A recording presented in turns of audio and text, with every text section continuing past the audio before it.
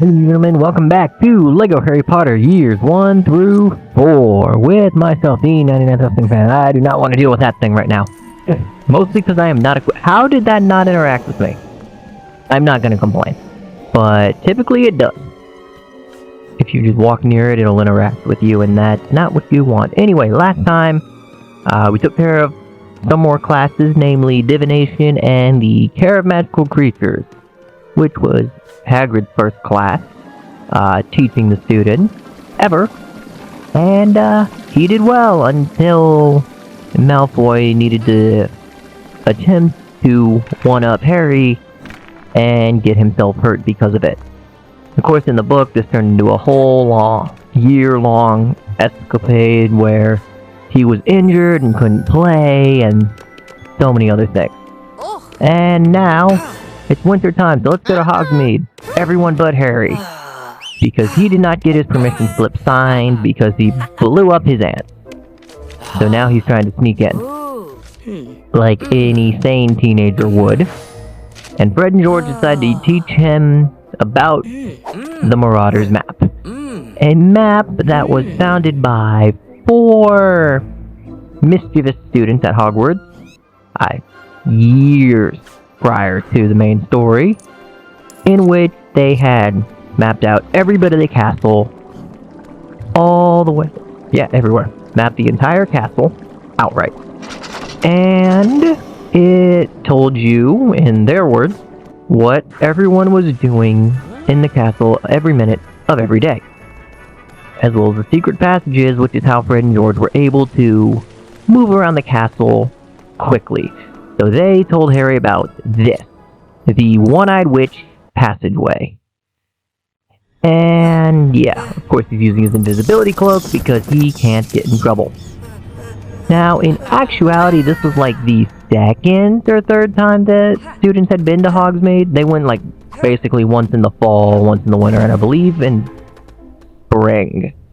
But this was the only one relevant to the movie, or that the producers and writers deemed relevant to include in the movie. So that's why they only showed this one. But I believe in some of the bonus features on the DVD and deleted scenes, they mentioned that there was stuff they wanted to do next time but couldn't do, but they being Ron and Hermione, but also knew they'd be coming back throughout the year and subsequent years. Ugh, man, getting sleepy already. Anyway, so that being said, that's when the twins, because he couldn't get his permission slip signed, taught him about this One-Eyed Witch, this passageway, which is behind a statue of a One-Eyed Witch. It will take him, well them, in this case, into the cellar at Honeyduke's Sweet Shop, which is exactly what it sounds like. It's a candy shop that is in the village, sells a whole array of treats and goodies for you and your wizarding friends. Yeah, that was an advertisement, and that for a place that doesn't exist unless you already are dropping a ton of money going to a Universal theme park where they actually do have one, and I've been to it a couple of times. It's a good one. It's a nice little shop. A whole lot of treats from the movies that they made as best they could. And there we go. I'm trying to get all 10 of these stinking spider webs. Yeah, that's what they're called. My brain can't work. Spider webs, just so I don't have to do it when I come back here and do it all in free play, because this is kind of one of those levels where, like a lot of the levels, you can't get everything in story mode. And hey, I can't do that. Summon the twins. Voldemort is the twin sphere. By the way, Voldemort is like everybody's sphere in this game. Because, like, unless it was specifically mentioned by someone in like a book or in the movies, everyone's sphere is Voldemort. With like, I know there's a few exceptions, Harry, Ron, and Hermione being one, Neville's one as well, but off the top of my head, I don't remember everybody else's. I mean, when you get Voldemort's character, because Yeah, spoiler alert, he is in the game. His sphere is Harry, and that's that whole thing, and I just died. Oh well. But yeah, that is the one, like, minor complaint, is that the ridiculous spell in this game only has... Everyone's sphere is Voldemort, except for, like, a few exceptions. And the people who fear Voldemort, all of them turn him into a, basically a baby. But then again, when you're on a budget and a time crunch, it is just so much easier to put everybody with the same fear and deal with it, as opposed to, like, figuring out, oh, what is this character's fear? What is this character's fear? What could this character's fear be? So, I don't know, I can... There it is. I'm trying to blow those, Oh, it's a Birdie Box box. That's what that is. That makes sense. I can't do that. But I can do this, however. So let's put that there. And move on with the story once I figure out... There's gotta be... I swear there was a min kit I could get in here in story mode, or I guess a house crest piece, but now that I'm looking at it, I don't think there is one. I think it does have to do with the silver lock that I still can't destroy. Well, moving on to the main village. That was Honeyduke's, and then you have a handful of other shops. This is what I was thinking, I believe. Oh no, you have to do this for the story. Do you?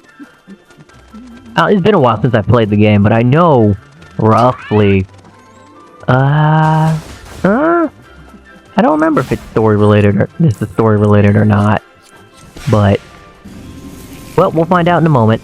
Once I either find all three of them, or just say, man, forget it. No, that's not it. But it's, Christmas time in the movies and the game, so let's do this. Not Christmas time in real life, because I meant to try and get a lot of these videos up during the,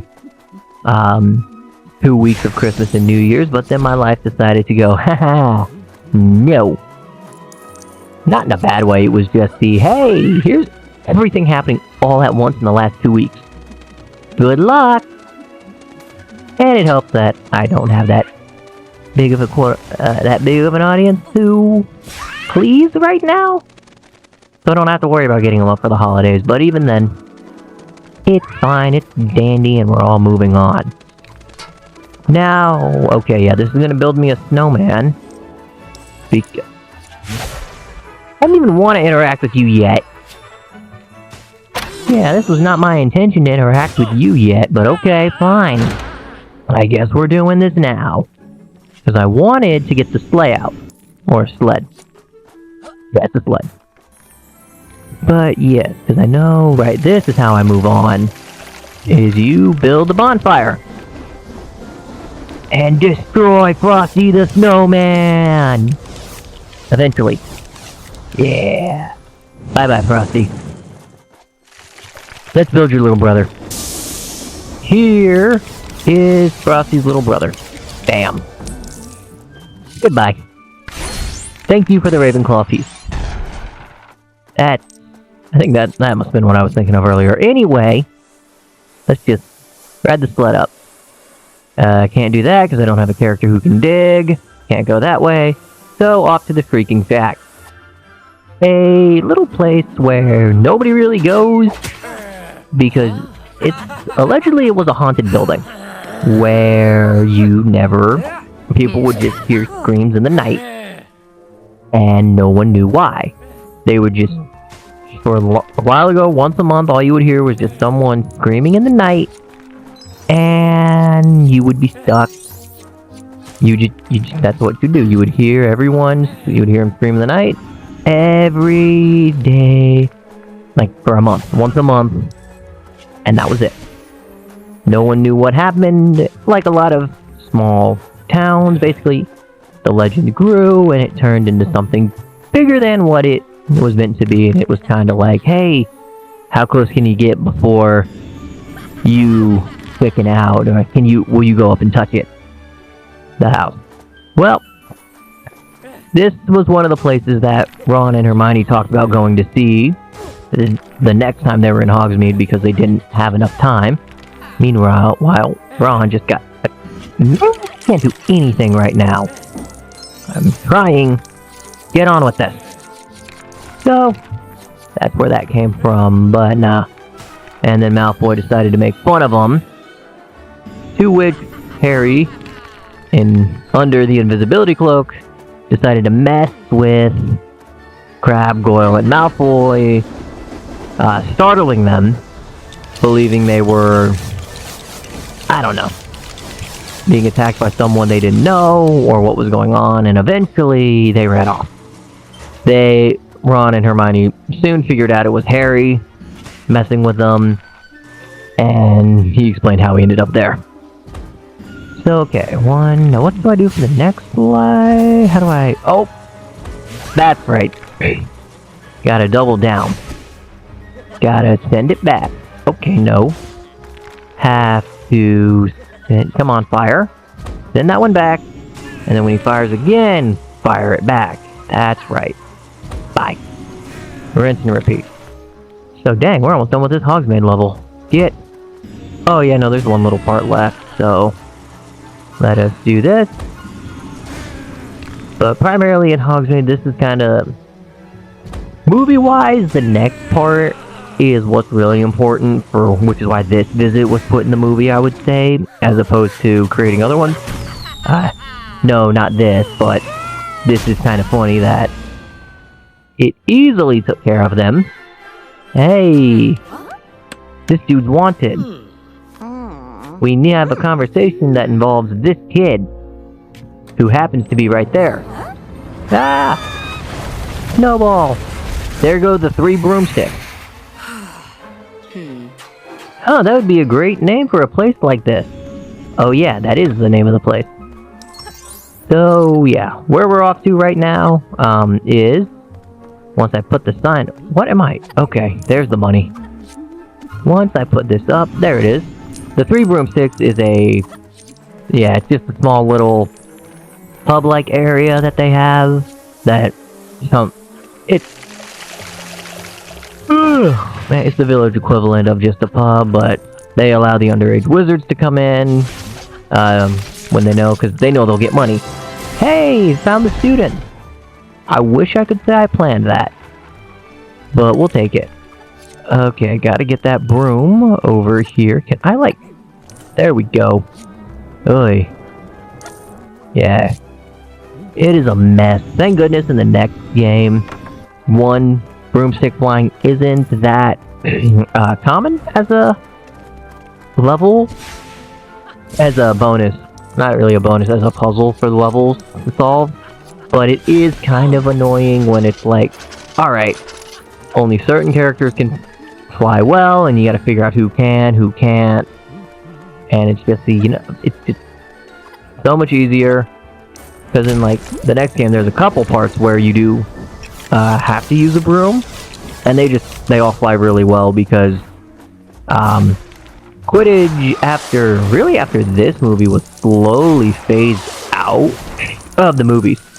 The books, it was still prominent, but it was year 4, Quidditch wasn't mentioned because they had a whole nother thing going on, which I'll cover when we get into year 4. Year 5, and this is all movie-wise. Movie-wise, Quidditch was cut, I'm gonna guess more for the sake of time. And you also have the fact Harry didn't play Quidditch. And yeah, by the way, this is what happens if you use a character without super strength. You just don't do it. And that's why I can't mess with them anymore. So there's that. Year 6, Quidditch was included in the movies, but it was kind of like a scene that wasn't exactly relevant. It was relevant to the plot, but it just kept everything going. It was like, we need something. We haven't had Quidditch in a couple movies. Let's just do a Quidditch scene. A couple Quidditch scenes and call it a day. And then year 7, there was no Quidditch because if you read the books / watched the movies, you already know that, hey, there was no Quidditch. And why is that man that we are after with Harry's parents. Oh, and he just destroyed those people. Odd. So clearly this guy might be after Harry because, supposedly, Harry is... Well, he now believes that the dude, Sirius Black is his name, has betrayed his family and is the reason they're gone. And not in his life, and he's stuck with his aunt and his uncle in a miserable life. Until he goes to Hogwarts and all this jazz. Well, that being said, this is going to take care of this episode. Next time, I believe we will be exploring the castle after hours.